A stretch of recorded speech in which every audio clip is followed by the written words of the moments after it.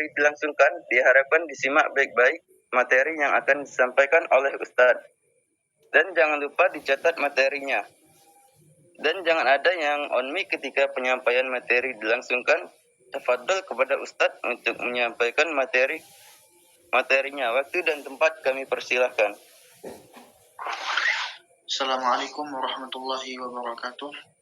Alhamdulillah wassalatu wassalamu ala Rasulillah Sayyidina Muhammad ibni Abdillah wa ala alihi wa sahbihi wa man walah, la hawla wa la quwata illa billah. Namaitu ta'aluma wa ta'lim wa tadhakkura wa tadhkir wa nafa'a wal intifa' wal ifadah wal istifadah wal hatha ala tamassuki bi kitabillah wa sunnati rasulih والدعاء إلى الهدى والدلالة على الخير ابتغاء مرضاته وقربه سبحانه وتعالى.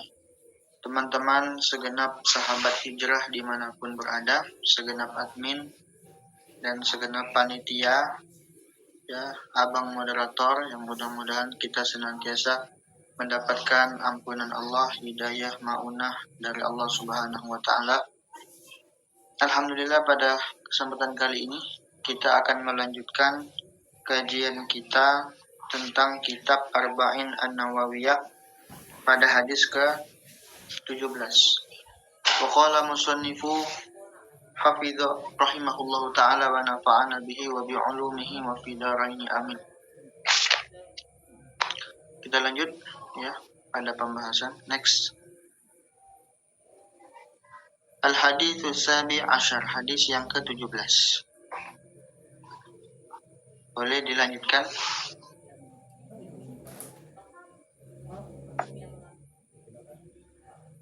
Slide-nya. Hadis yang ke-17.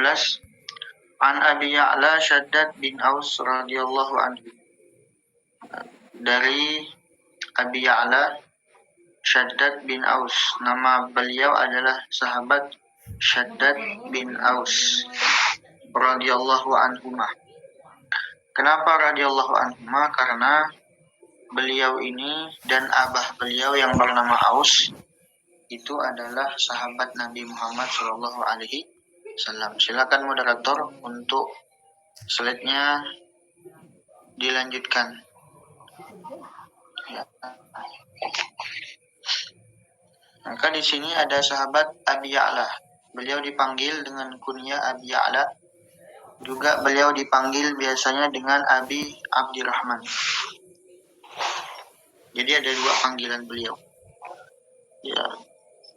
Disebutkan dalam hadis an Rasulullah sallallahu alaihi wasallam dari Rasulullah, "Innallaha katabal ihsan ala kulli syai'in." Sesungguhnya Allah mewajibkan berbuat baik dalam segala urusan. Jadi Allah mewajibkan bagi kita, mengharuskan kita untuk berbuat baik dalam semua urusan, apapun, ya. Berbuat baik dalam hal-hal yang lain nanti akan dibahas pada pembahasan berikutnya. Lalu kemudian lanjutan hadisnya, fa idza qataltum fa ahsinul qatlah. Fa ahsinul qatlah. Jika engkau membunuh, artinya membunuh yang dibolehkan syariat, ya, yang dibenarkan syariat, maka bunuhlah dengan cara yang baik, dengan cara yang tidak menyiksa perlahan-lahan, artinya langsung mati begitu. Kemudian wa idza dzabhtum, dan jika engkau menyembelih, kata Nabi, fa ahsinu dzibhah, maka sembelihlah dengan cara yang baik, artinya dengan cara yang disunahkan Nabi.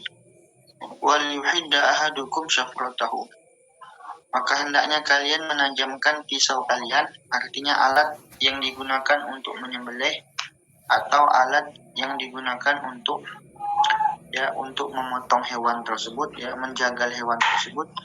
Wal yurih zabihatahu, dan hendaknya, ya, kita itu membuat hewan sembelihan tersebut rileks, artinya tidak stres. Ya, sebelum disembelih beri makan, sebelum disembelih beri minum, supaya dia itu merasa nyaman, supaya dia itu tidak stres. Nah, kita lanjutkan slide berikutnya. Nah, jadi saya akan menyampaikan sedikit secara ringkas. Sebenarnya banyak yang ingin saya sampaikan ya, pada malam ini. Tapi karena berhubung waktunya ini sangat singkat sekali, karena pada jam 8 nanti saya akan ada pengajian lagi, pengajian di kompleks sekitar rumah ya. Jadi kita akan menyingkat kajian ini seringkas-ringkasnya, tapi insya Allah kita akan menyebutkan berbagai faedah yang penting-penting. Maka perawinya ini sahabat Nabi namanya Shaddad bin Aus radhiyallahu anhu. Maka disebutkan beliau ini salah satu sahabat Nabi Muhammad, ya, keponakan dari sahabat Hasan bin Thabit, ya, wa ibnu akhi Hasan bin Thabit.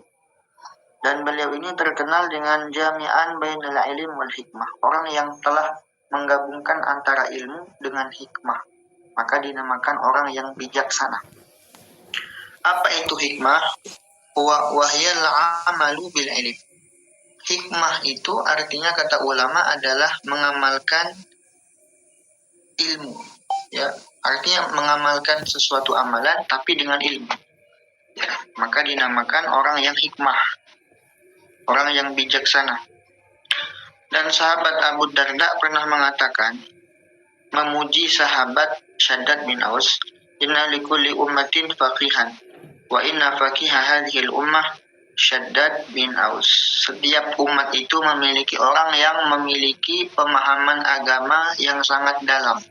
Faqihan itu orang yang paham agama, yang sangat pemahamannya itu sangat dalam sekali.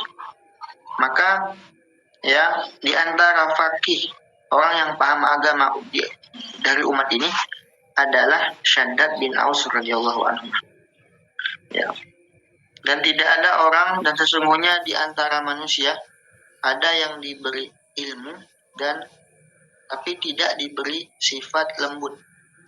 Wa inna aba ya'la qad utiya ilman wa hilman. Sedangkan Shaddad bin Aus ini adalah orang yang diberi ilmu dan sifat lemah lembut. Dan beliau ini juga sahabat yang diutamakan dari sahabat Ansor yang lain dengan dua hal. Yang pertama, jelas kalau bicara. Yang kedua, orang yang dapat menahan marah. Jadi sahabat Shaddad bin Aus ini orang yang jelas menyampaikan. Yang kedua, orang yang dapat menahan marah. Ini dua keutamaan ya yang menjadikan beliau ini istimewa dari sahabat Ansor yang lain. Beliau meriwayatkan 50 hadis. Langsung next ke berikutnya. Beliau meriwayatkan 50 hadis. Ya, 50 hadis. Di antaranya hadis yang teman-teman sering baca, Sayyidul Istighfar, yang Allahumma anta rabbi, la ilaha illa anta khalaqtani, wa ana abduka wa ana ala ahdika wa alika mastata'tu, a'udzu bika min syarri ma sana'tu, abu'u laka bi ni'matika alayya, wa abu'u bi dzambi faghfirli fa innahu la yaghfiru dzunuba illa anta. Ini yang meriwayatkan sahabat Shaddad bin Aus. Ya, beliau hanya meriwayatkan 50 hadis, artinya sedikit sekali. Dan beliau meninggal ketika umurnya 75 tahun. Meninggal pada tahun 55 Hijriah. Nah, lanjutkan next berikutnya. Slide berikutnya.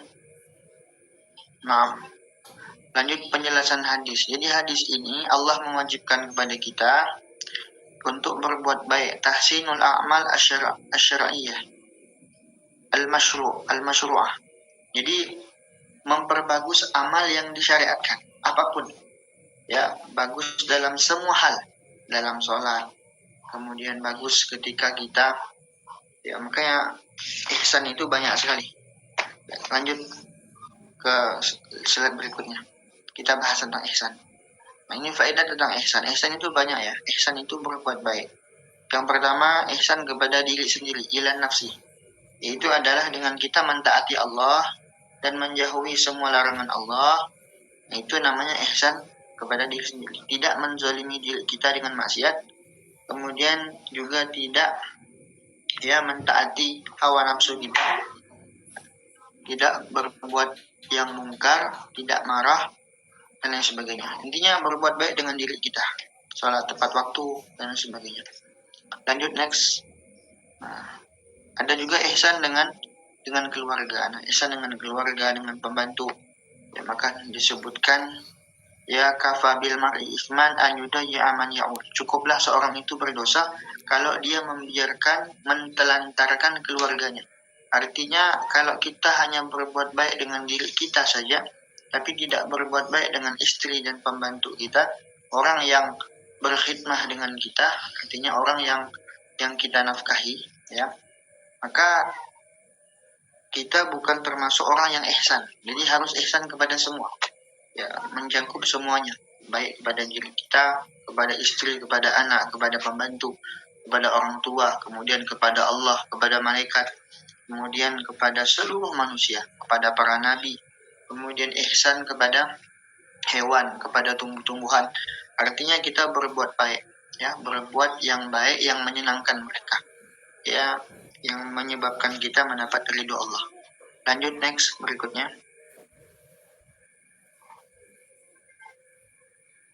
Next berikutnya. Nah, ini ada juga ihsan kepada ulama.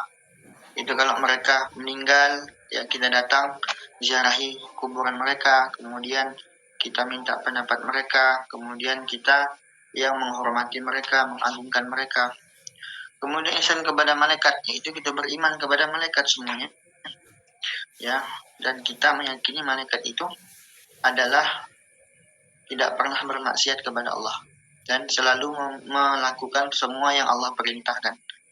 Ada juga ihsan kepada jin, yaitu kita mendoakan mereka dengan kebaikan dan meninggalkan keburukan. Ya, samalah jin dengan manusia sama, karena mereka juga ya juga kena mantuk daripada syariat. Nah, lanjut berikutnya.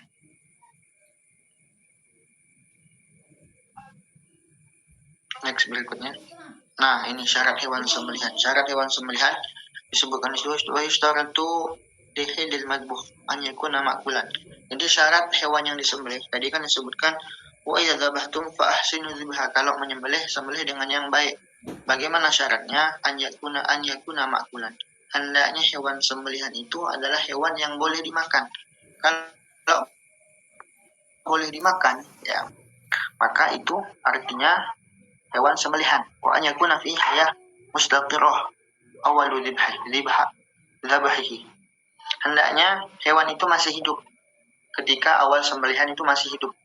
Bagaimana mengetahuinya? Tanda-tandanya yaitu adalah dengan darahnya itu muncrat, ya, darah yang mengalir. Artinya masih hidup berarti. Yang kedua, ciri-ciri hidupnya itu adalah masih bergerak. Artinya ketika disembelih dia, kalau bahasa kita, ngelepar, bergerak-gerak, memberontak. Artinya ini hewan masih hidup ketika kita sembelih, ketika sebelum disembelih. Nah, ini syaratnya, ya, hendaknya hewan itu memang halal, boleh dimakan, disembelih.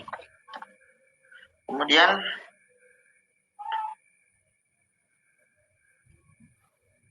nah, kalau seumpama kita itu menyembelih hewan onta, maka itu dari bawah, menyembelihnya dari bawah.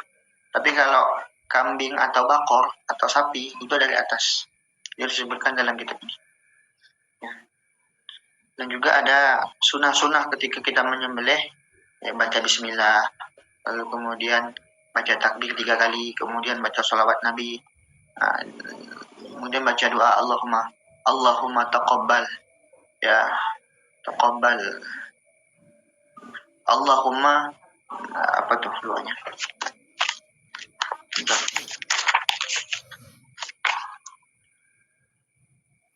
Nah, ini doa pendek saja. Doa panjangnya terlalu panjang. Doa pendek Allahumma hadhihi minka, ya Allah, ini darimu. Artinya ini sembelihan hakikatnya adalah Allah berikan anugerah kepada kita, ya, wa ilaika, dan ini untuk Allah, dari Allah untuk Allah. Wa taqabbal minni, kalau saya, tapi kalau orang lain fa taqabbal min fulan bin fulan. Kalau kita menyembelih untuk orang lain.